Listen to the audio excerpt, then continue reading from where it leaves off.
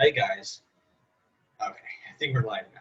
But anyways, hey guys, this is the Transform Gun, and I figured I'd try something new here. This is Zoom, and I'm sure most of you know what Zoom is by now because if you're still a student like I am, whether it be high school, college, you're probably most likely using Zoom, which is a live video recording program. A lot of professors have started using it to record live lectures. Got people join the live sessions, and yeah, but this is just a video to kind of test it out. Try to record session and post it on YouTube because in the future I do want to try to do more live shows. Maybe bring in special guests like Plastic Disaster, for example. If you know who he is, he's one of my good friends. Follow him on YouTube. But anyways, this is just a test to kind of just see how long or if I can actually, you know, post Zoom recordings to YouTube. But today in this session, I'm just going to be talking about the Netflix War for Cybertron series, Siege. And if you don't know, Siege is the first chapter in the Netflix series. It's going to be split into 3 sections. This is just the first chapter, which is Siege. Then after that, of course, it will be Earthrise, and then there will be Kingdom. So Siege is about the whole war on Cybertron. They're still fighting on Cybertron. And it's really cool because besides the actual War for Cybertron video game, you don't really get to see a lot of the actual war. You hear from it a lot, but most of the other Transformers media, they're already on Earth. So it's really cool to see the war, I guess, on Cybertron before they actually end up on Earth. So yeah, so this takes place near the end of the war. You get to see, the origins, well, not really origins, but just different takes on a lot of the different characters. You get a younger Optimus Prime. He makes a lot of dumb mistakes because he's not the leader that we all know and love from where we see in most of the other Transformers media. He's way more experienced at that point. So this version of Optimus is more young and reckless. Um, you get to see, of course, Megatron.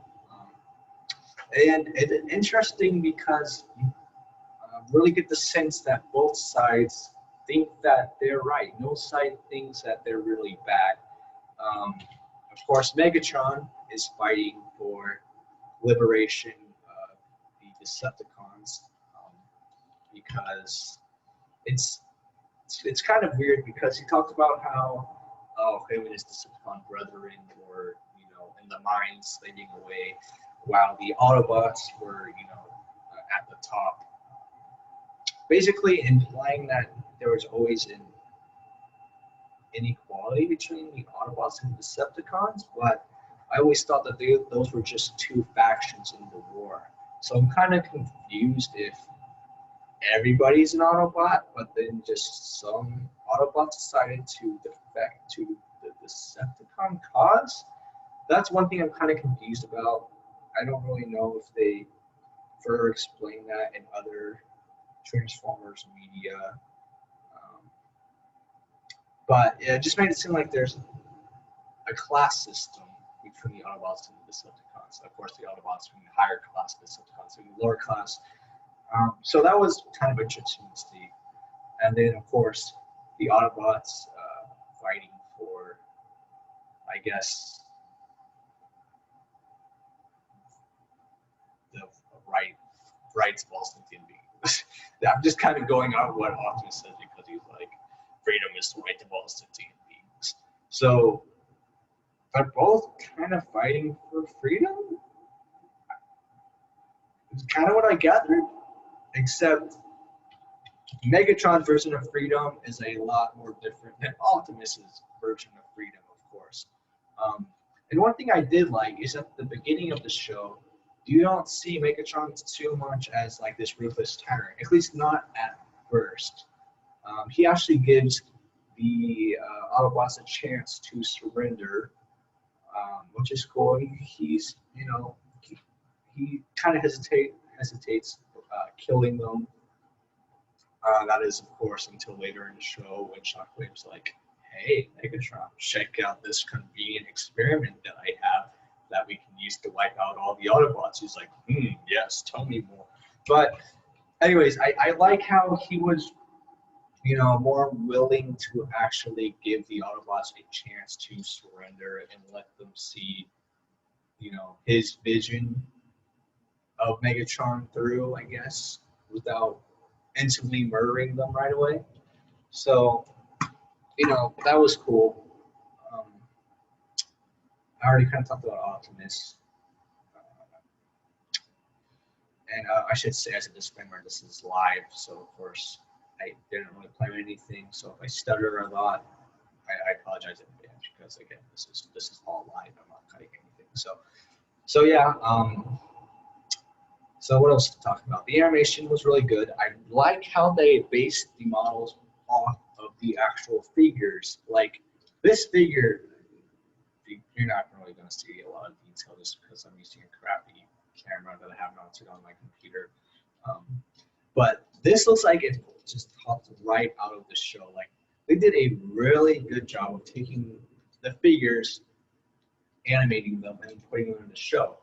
And yeah, it's really cool how they do that because usually, like when they make the figures, they base the figures off the animation models, which a lot of the times the animation models are too complicated to really perfectly capture in the figure form. So usually you don't get exactly animated perfect figures. But in the case of Siege, since they based the actual animated models off the figures, therefore you get accurate figures that look accurate to the show. So that's really cool to see. And yeah, I thought the animation style was really well done, very, very detailed. It was just some parts of it can be a little stiff, especially when they are like walking. It does look a little stiff at times, but the animation was really good. The action was really good. You get all the good Transformers action that you'd love to see. Autobots and Decepticons duking it out. Most of the time, you don't really get to see like personal, like really like I guess like more melee based or sword fights or anything like that per se. I guess it's more just blasting each other with guns, which makes sense. But of course, one character, that being Jetfire, he has this cool blade thing that he just kind of pulls out and slices up a lot of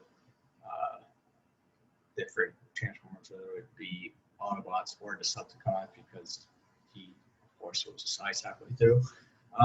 But yeah, that was really cool to see. But besides that, you don't get to see a lot of melee weapons, which, seeing melee weapon fights is always cool to see. But there's nothing wrong with, just kind of shooting each other as well, I guess. So can't really complain too much about the action. Although one thing is that Megatron comes with this cool sword thing. I don't really remember if you see this in the actual show or not. I could be wrong, but I don't remember him actually using this. So anyways, let's get on to this story. It's pretty typical Transformer stuff, of course. Two factions going at it, both fighting for basically the future of Cybertron, with Megatron wanting to, of course, rule over Cybertron. And then the Autobots are like, oh no, we can't allow this guy to rule. So, of course, they go against Megatron, and then that's how the whole war starts. And it's interesting because the Decepticons clearly have the advantage. They have more more bots, I guess I should say, more bots on their sides. They have more resources. They have more everything. Like they basically, at this point in the war, they were winning by a long shot. Like the Autobots are getting desperate. They were making a lot of costly mistakes. Optimus making a lot of dumb decisions, which I get it. He's a younger and experienced Optimus, but still, I would figure kind of this point in the war, he would, kind of be a better leader, I guess, like not make as much dumb decisions, but I kind of get why. he did because, of course, they're desperate. So I don't know. I kind of have a problem with his character. I didn't hate Optimus. I don't know. He's just not the Optimus that we all know, and I guess that's kind of the point. So yeah. So anyways, I was saying, yeah. So the Decepticons are clearly winning at this point, and they offer to the Autobots a treaty. They don't really go over the treaty, so I don't really know exactly what the treaty was about. I'm assuming it's the Autobots sorting to the Decepticons, Megatron becoming the new leader of Cybertron, probably enslaving everybody, and he's still the bad guy, he's still the tyrant, he's still power hungry. So I mean, who knows what would have happened if they actually did sign the treaty and Megatron actually did become the leader of Cybertron. Would Cybertron be fine? Would it have been better off? I don't know, but clearly Autobots didn't think so, so that's why they refused to sign, or Optimus refused to sign, and of course, most of the Autobots agree with Optimus, except there's one character, that being Ultra Magnus, who was like, at this point in the war, we should just sign the treaty. At least it would stop the bloodshed. This war's gone on far enough. Which, I totally get his stance on the war. So what he ends up doing is he, of course, goes to Megatron himself and tries to talk about the treaty. And it's cool seeing the two of them interact with each other like old friends. You really get to see more of the human side of Megatron when he's interacting with Ultra Magnus. And then, of course, that fails, and poor Ultra Magnus. He just really was a tragic character in this show. He tries so hard to reason with Megatron to end the war without further bloodshed. And he ends up getting tortured, and then he dies. Spoiler, but I mean, this show's been out long enough now, so I feel like it's time to talk about spoilers. But yeah, he gets shot by Megatron, but his death was a noble one because he leads the Decepticons to, I think it was like an Alpha Trion shrine, or I don't know if it was his grave, but basically in him dying in that certain spot, it activated the Alpha Trion protocols, which transfers to any worthy Autobot, basically, and it contains all of the knowledge of Alpha Trion. So in him dying in that area, he was able to activate the Alpha Trion protocols to go to a different worthy, because as Alpha Trion states, there was more than one worthy Autobot. He was just one of the many worthy Autobots to get the Alpha Trion protocols. So he did die in a noble way, transferring the Alpha Trion protocols to the next Autobot, which of course ended up being Bumblebee. But then his death kind of ended up being for nothing, because the Decepticons use his corpse to basically smell a virus to knock out all the Autobot mainframes, and also getting rid of the Alpha Trion protocols, which made his sacrifice useless. So yeah, I just really did feel bad for Ultra Magnus in this show. He really just got like trying to not curse, trying to keep this mostly PG, but he really did get screwed over. Yeah, we'll say that he really did get screwed over in this show. So yeah, who else? Bumblebee. I thought he was a really interesting. There was a lot of interesting characters. There was a lot of interesting characters, got a lot of character development, but then there was a lot of other characters that barely got any character development. So, but one of the interesting characters was, of course, Bumblebee. Him, of course, he's a mainstay character in Transformers. Of course, you have to have Bumblebee, but this version of Bumblebee was interesting because it's a lot more different take than what we used to. Because as I said, this is very early on in the whole Transformers lore, so a lot of the characters are different from what we're used to seeing. And with Bumblebee, when we first see him, he wasn't on any side. He wasn't an Autobot or a Decepticon. Um, he was just, you know, a scavenger looking for Energon, trying to survive. And it just made it interesting because you realize that while there's this whole war going on, not everybody agrees with the war, and there's some characters that just decide not to side with any of the war, like any faction. So that was very interesting to see, and Bumblebee was one of those characters.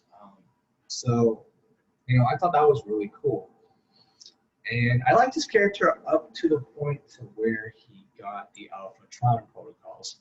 Because once he got the Alphatron protocols, he was basically forced into joining the Autobots. Because, you know, as he said himself, he doesn't want this.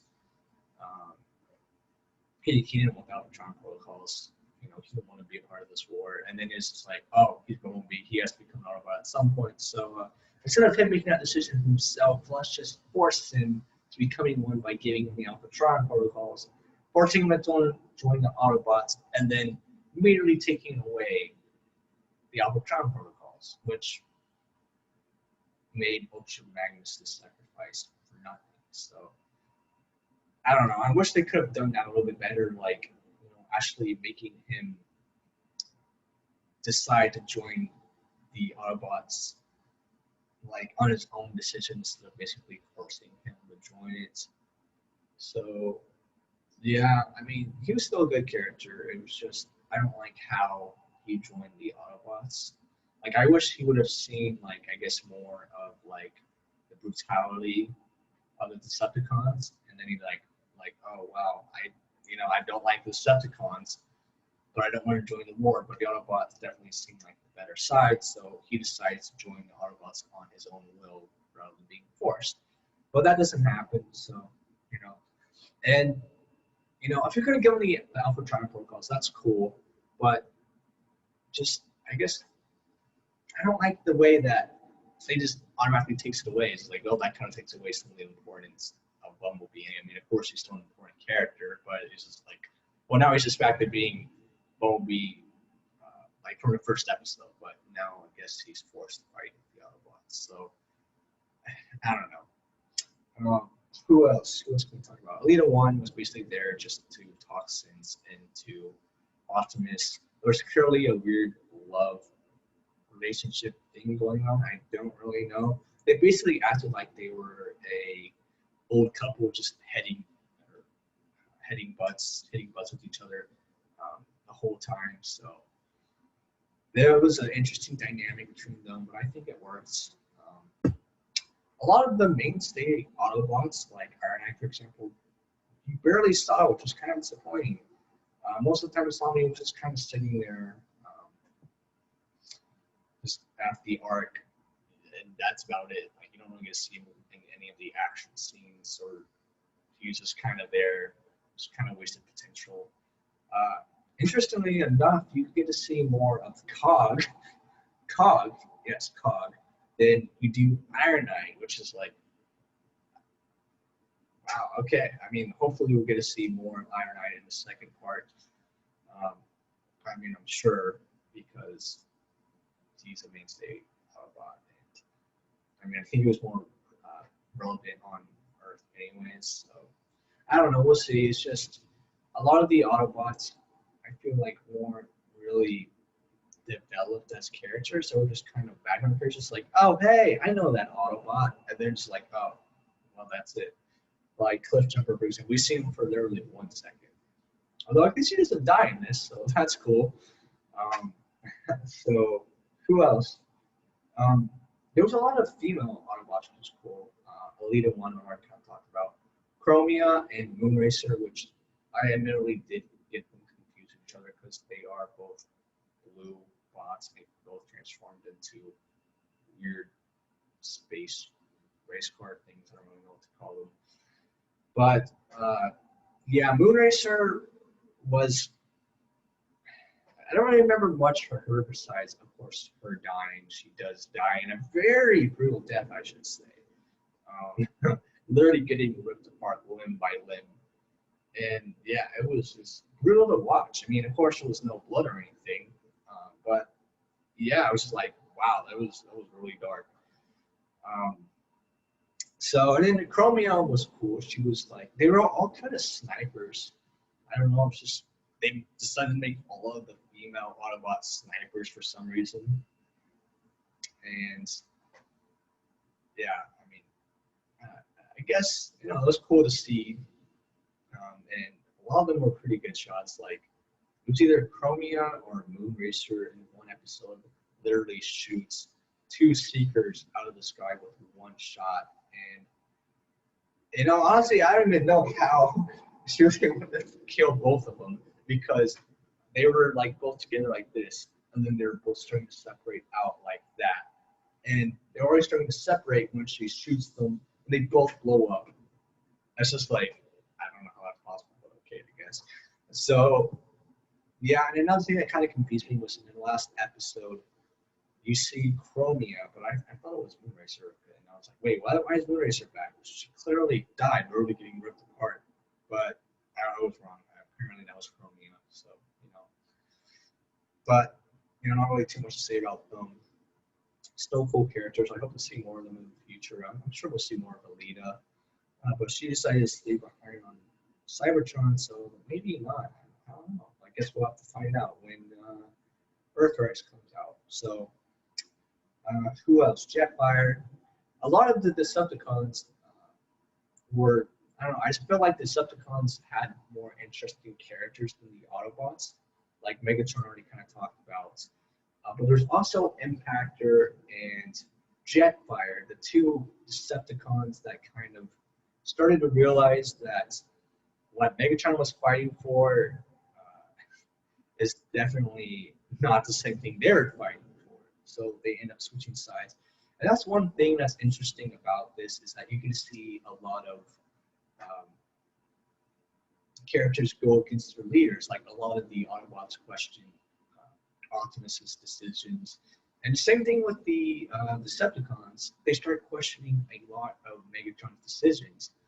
And both Jetfire and Impactor started like, what I thought Megatron was fighting for is not the same thing that we're fighting for. So they decided to switch sides. But for very different reasons. One, because Jetfire literally murders Skywarp, which I guess rips the trio of Skywarp, Thundercracker, and Starscream and Earthrise. That kind of made me sad because, of course, I want to see more of them because I love the Seekers.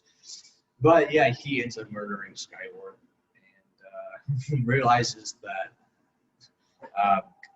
Megatron's crazy and wants to basically genocide all the Autobots. He's like, I don't want that to happen. I just want the war to end, and I want, equality for both the Autobots and the Decepticons, but I don't want a complete genocide of the Decepticons. So yeah, he joins for that reason. And Impactor's reason for joining is he was literally left for dead by the Decepticons, which, I mean, fair enough. He did look like, I'm trying to remember, I'm pretty sure he got shot and he gets crushed. I don't remember, but it's assumed that he's dead. And then Ratchet finds him, repairs him, and helps him see, I guess, the light, I guess you could call it. So, yeah, and then Impactor starts to realize that, he's fighting for the wrong side.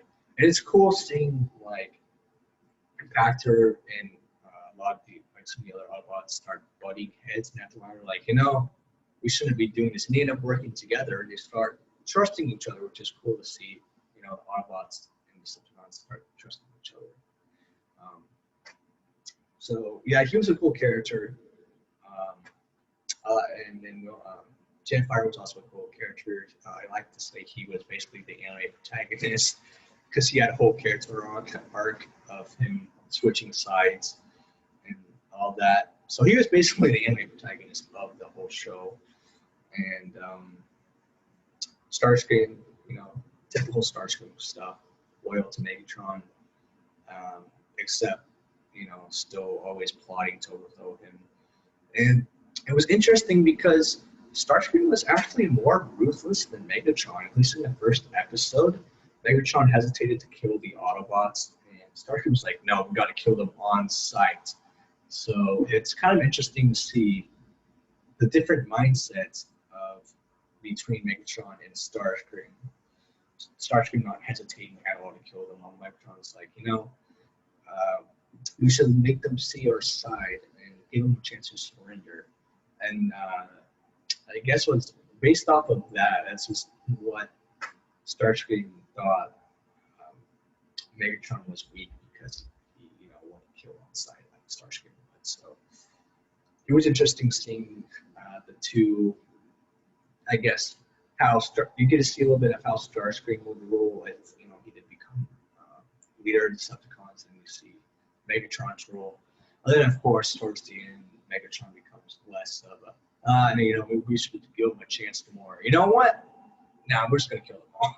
So yeah, and then you get to see Megatron trusting Starscream more, which is nice to see because usually they're always just like Megatron calling Starscream stupid, but you actually see Megatron kind of start to respect Starscream towards the end, and then Starscream also in turn starts to respect Megatron more. So yeah, that's cool to see. But I'm sure we'll see more Starscream shenanigans in Earthrise. But yeah, very typical Starscream stuff. Love Starscream. Always is my favorite character. Love him in this show as well. So not really too much complaint there. Soundwave had a weird voice. It's definitely different from what you're used to if you grew up with G1. But you do get used to his voice after a while. He was, typical Soundwave as well, always loyal to Megatron. Although he did kind of question him a little. Not really question his leadership, more just like throw caution into like, oh hey, before going through with this plan, I should caution you about this.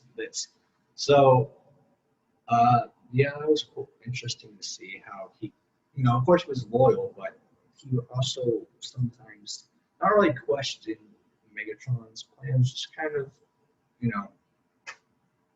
basically, I guess he was also kind of the voice of reason for Megatron, just like how Alita was kind of the voice of reason for Optimus. And then there's Shockwave. He really is. He was probably one of the most evil characters. Like, he had a lot of really messed up experiments. But one thing with him is that, like, whenever Megatron needed something, he just happened to have something in his experiment ball that he could pull out to automatically solve Megatron's plan. Just like Megatron's like, what should we do? Oh, don't worry, Megatron. I have just the thing you're looking for in my secret experiments I've been working on. It's like another one in your experiment, Shockwave. And then it's just like he was just kind of like there for just like, I don't know, he was just like, just always had exactly what the Decepticons needed. It's just like when the whole Alpha Tram protocol thing, they went out and they were trying to figure out what to do. And so we're like, oh, I just happen to have this virus that can knock out all of the Autobot mainframes, including the Alpha Tram protocols. Now, why would we randomly have a virus like that? I don't know. He's Shockwave, he's evil, so who knows? But it was just like, wow, that's like way too convenient. But okay, I guess. And yeah, and then how he's like being like, oh yes, the Allspark. Oh, I know how to reprogram it to basically force all of the Autobot mainframes to turn into Decepticons. Like, wow, that's also really convenient. Instead of killing them, let's literally force them to switch sides. It was like, okay. So he's just kind of there just to, I don't know. He's just like way too convenient, like a lot of his experiments. So yeah, let's see who else to really talk about. There's a lot of character deaths in this show. This is honestly a lot It was like a really dark and gritty show. It's like a show that kids can still enjoy, but it's also definitely a show that, like, you know, if you grew up with the original G1, you'll definitely still enjoy this too. There's definitely something for everyone. You know, the dark grittiness that will appeal to more of the adults, but it's also not too dark, not too violent. You know, not really any like cursing, not really any blood or anything like that. But you know, there's definitely something there for all audiences of all ages to enjoy. Um,